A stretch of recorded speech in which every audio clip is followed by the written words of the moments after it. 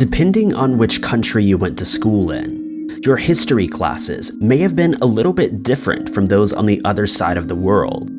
Studying history allows us to examine how modern society came to be and allows us to make better decisions for the future based on the past.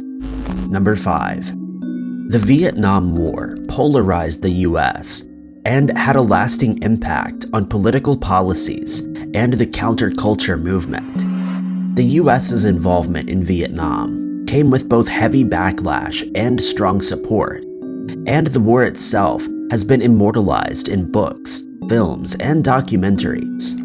However, there is a dark history behind the selection of certain units that were sent to the front lines.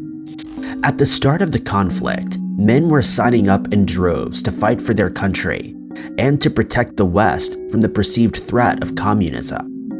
As the years passed, the US government began thinking of new ways to boost the number of troops and started by lowering the score needed to be taken as a recruit. The score was lowered to just 10 points, meaning that fewer recruits would be filtered out of the selection process.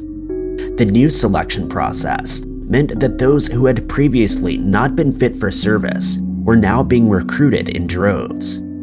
What the American public didn't know was that these men who had once been refused for military service had been refused because they had a low IQ, physical or mental disabilities, or were unable to speak English. Defense Secretary Robert McNamara was the mastermind behind this plan and called it Project 100,000. McNamara opted to call these recruits the New Standards Men and believed that through structured training delivered on videotapes that he could take below average soldiers and make them into above average soldiers. Behind the scenes, this project also acted as an experiment as to whether army training could lift these men out of poverty and raise their living standards following the war. In total, between 320,000 and 354,000 New Standards men were enlisted and sent to the US Army, Navy, Marines, or Air Force. A disproportionate amount of these men lost their lives compared to the quote-unquote normal soldiers in other regiments, and there was no evidence to suggest that the New Standards men were any better off than before they had joined the armed forces. The project did not give McNamara the desired results, and instead, it was found that those who did return had a harder time than normal soldiers. When these men returned home, they did not adjust well to civilian life and had higher rates of divorce and mental health issues compared to their normal counterparts. Many of them struggled to either find work or hold down a job, and earned significantly less than their peers. When this project was uncovered, historians called it one of the darkest moments in US history. Many of them criticized McNamara and claimed that these men had been sent into Vietnam to boost numbers, and that McNamara had never intended to try to better the lives of these men. During their service, the men were promised that they would be taught a trade. However, when the war ended, they were sent home and simply forgotten. Number 4. The dropping of the atom bombs on Hiroshima and Nagasaki in 1945 is by far one of the scariest moments in human history. The events leading up to this moment are widely taught in schools throughout the world, but what is seldom taught are the after effects and what happened to the thousands of people whose lives were changed in an instant. It's a widely known fact that the events at Nagasaki and Hiroshima dramatically changed the landscape of these cities. People were forced out of their homes and had to move to different parts of the country as these cities became uninhabitable due to radiation. Hundreds upon thousands of people were injured, with some people succumbing to their wounds. However, for the survivors, the horror was just beginning. Those who had been affected by the radiation were called hibakusha, which translates to bomb-affected person, and on top of their life-changing injuries, they faced severe discrimination from those within their community and the rest of Japan. Despite the country collectively mourning for those lost, those left behind were looked down upon and treated with little regard. Survivors were thrown to the bottom of the pecking order, and the rest of society looked down on them. Many survivors recalled being denied entry into public spas and bathhouses, as it was feared that they would spread radiation sickness to healthy people. Others were told that they were not allowed to marry into certain families because they were hibakusha. Some children were rejected from schools when the administration found out that their parents were affected. The discrimination didn't end there though, and many hibakushas were either rejected or not allowed to apply for jobs because of their status. People went to great lengths to hide who they were, but the physical injuries couldn't remain hidden forever. One survivor wrote, quote, "I wore long-sleeved shirts all year round. I didn't want people to see my scars. I didn't want them to gawk at me with weird expressions on their faces." They were also denied medical care as Japanese lawmakers refused to cover their conditions. Without money or health care, the hibakusha were forced to live on the fringes of society, desperately trying to survive. Even in 2021, the relatives of hibakusha still face discrimination and are forbidden from marrying into certain families due to the stigma attached to their heritage. Number 3. The Kennedys are a household name in the US and across much of the world. The events of November 22, 1963 have permanently embedded themselves into American history, and it remains one of the most controversial events in recent history. Behind the scandals and the so-called Kennedy curse, there is a story that lurks in the shadows about a woman that is often dubbed the Forgotten Kennedy. Rosemary Kennedy was born on September 13, 1918, and was the third child of Joseph and Rose Kennedy. Rosemary's birth was a difficult one.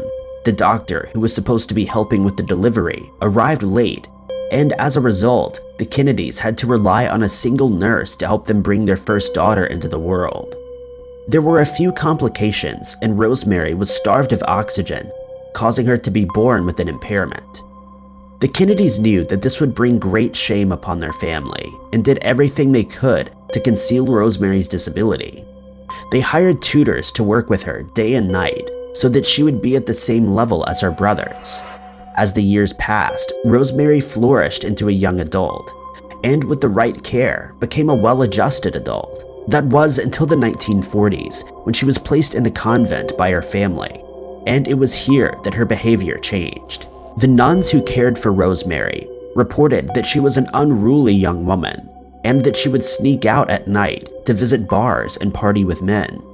In the 40s, this behavior was seen as unacceptable, and the Kennedy family worried that Rosemary's behavior would cast a shadow on their chances of political success. That's where Dr. Walter Freeman came in to save the day.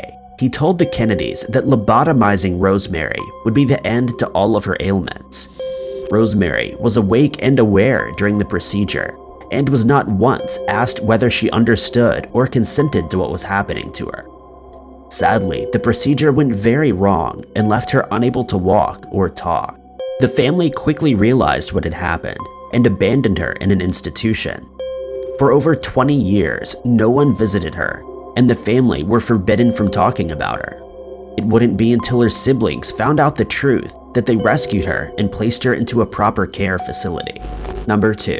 Chinese history is rarely touched upon in classrooms in the West, and it's unlikely that you will have heard of the first emperor of China. There's a creepy story behind the first emperor of China that is kept out of classrooms, and for good reason. Qin Shi Huang, the leader of the Qin dynasty, carved out his place in the history books and became the first, but certainly not the last emperor of China. Qin had consolidated power by conquering all 6 states within China and declaring himself the new leader. The states had been at war with each other for years and were in no position to fight back against Qin's forces. Qin soon settled into his role of emperor and enjoyed the power that it gave him. Anyone who opposed him, or who he deemed to be an adversary, was removed from the picture. Qin was obsessed with the idea of immortality and proclaimed to his subjects that his dynasty would span for 10,000 generations. However, this obsession with immortality actually led to his downfall, and gave us one of the creepiest moments in history. As he grew older, he became more and more aware that his time on Earth was limited, but instead of ensuring that his successor was ready to take the throne once he had passed, he put all of his energy into finding the elixir of life. He summoned doctors and alchemists to his home and tasked them with finding the potion that would allow him to live forever. Little did Qin know that the elixir created by the alchemists would be the very thing that would bring about his early demise. These potions contained mercury, a substance that is fatal when ingested, and ultimately led to his death at the age of 49. Qin didn't stop at finding the elixir of immortality though. He also had a backup plan should the elixir fail. He ordered the creation of the infamous Terracotta Army, made up of over 8,000 life-sized statues that were placed in his mausoleum to guard him in the afterlife. Qin's hunt for immortality sadly led him down the path to an early grave and left us with one of the strangest stories in history. Number 1. Towards the end of World War II, the Allied forces came together and created the Manhattan Project, which aimed to create the atom bomb. As we know, this project was successful and played its part in bringing about the end of the war. What most people don't know is that the team of scientists based at Los Alamos created not 2, but 3 plutonium cores, and that the third ended in a disaster that was covered up for decades.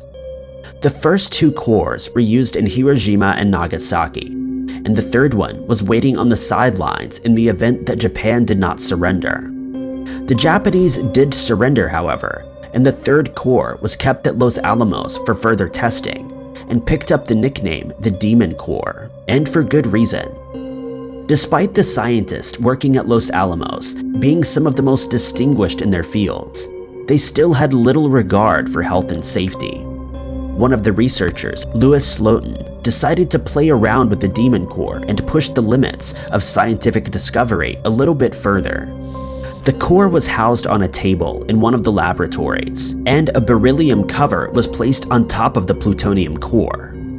Slotin placed the head of a screwdriver in between the cover and the core so that it would just fall short of reaching supercriticality, meaning that research could be conducted. Slotin's colleagues at Los Alamos expressed their concerns, stating that what he was doing was incredibly unsafe and was putting the lives of everyone at risk. One scientist would later describe him as tickling the dragon's tail. In May of 1946, the flathead screwdriver that kept the core from reaching supercriticality finally slipped. Slotin stood directly in front of the core and absorbed most of the neutron radiation emitted. He later recalled, quote, "I saw a flash of blue light and a wave of heat across my skin before I was able to break the chain reaction."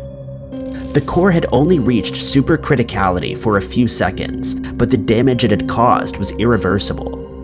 Slotin had been exposed to 1,000 rad of radiation and passed away 9 days later from acute radiation sickness.